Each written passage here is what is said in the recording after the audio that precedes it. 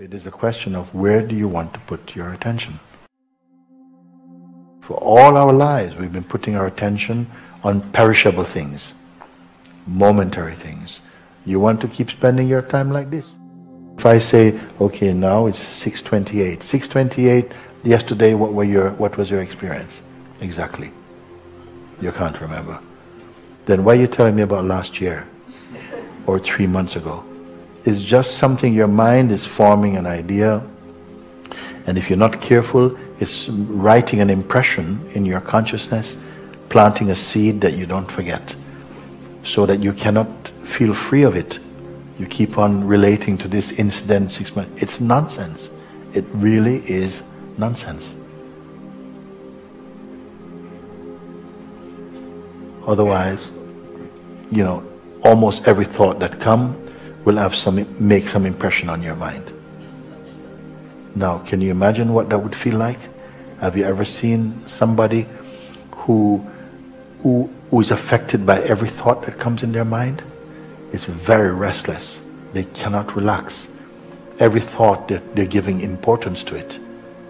What is important is that when something has a value, you'll recognize its value intuitively, you'll give attention to it. When it doesn't have a value, and how will you know? From your beingness you'll know. You'll develop that acuteness of discernment to know that there's nothing here. Stay in the beingness. Can anything be greater than the beingness? Can it be greater than the isness? No, just stay with this. And something will continue to deepen, to mature even more and more in this isness field. I cannot describe more than that. Many of what I considered are perhaps the greatest books on our planet. Some of the Gitas, the Ashtavakra Gita and the Ribu Gita, these are books, they are not so much teachings, but they are the spontaneous utterances that are spoken by the sages who perceive the self. So they are delightful to read. They all have a kind of style, like they're repetitive. They keep repeating. Why repeating? You see? Because we picked up ignorance through repetition also. In the same way, we neutralize ignorance by repetition of what is true.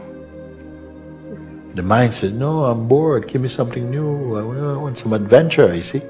But the one who is wise just hears the truth and feel it being reflected in different ways, but always the same thing. Mind wants to go out shopping through the senses, gathering time and change. But the one who is wise stays in the heart. When I say stay in the heart, I don't mean that you're restricted. Because what I mean by staying in the heart means staying in your immensity. You may think going about is really being universal, but sometimes you go about just wasting your time. But when you recognize the isness of being, perhaps that's what it means, a human being, not human becoming. The beingness side is resting in the isness, in what is. And it is not it's not stagnating. It's not sterile. It is powerfully alive in the most beautiful way. It never fades. It never becomes just darkness. So this is your own light and life.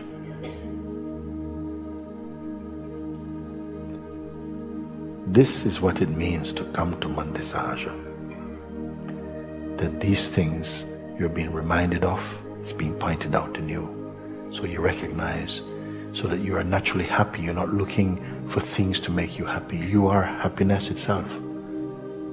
Happiness is your perfume. Peace, your perfume. Joy, your perfume. See? But the flower from which they come, no one can find.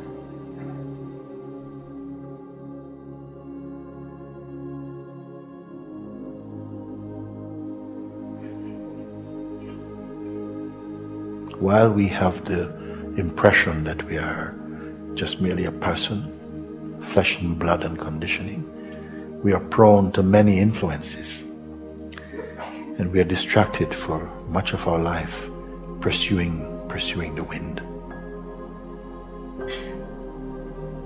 But as you are rediscovering your original nature, you see, then your restlessness is beginning to go away. Any forms of depression or anger or all these things, they're floating away like clouds. There comes a stillness about you.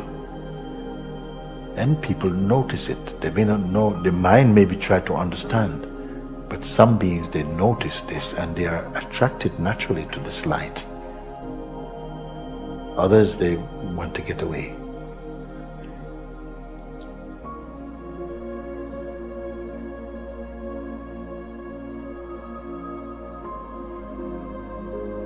Are you strong enough to bear your own light?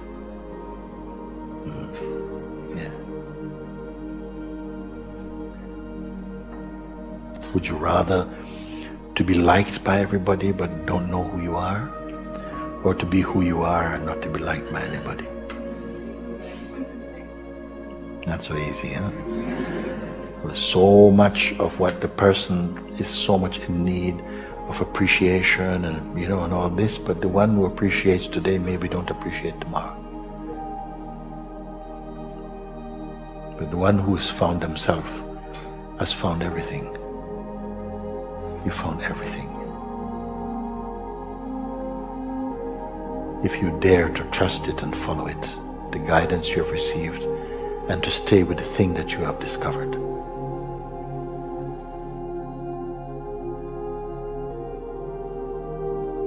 I say follow it today and you'll find it today. Many of you came here for first time. I see many faces I'm seeing for the first time. Maybe you've never been to satsang before, but perhaps you are amongst those who saw today the thing that many thousands of people are searching for and not found. Maybe you came just to keep company with a friend, but maybe it might be you who find it. Who knows? This is mystery.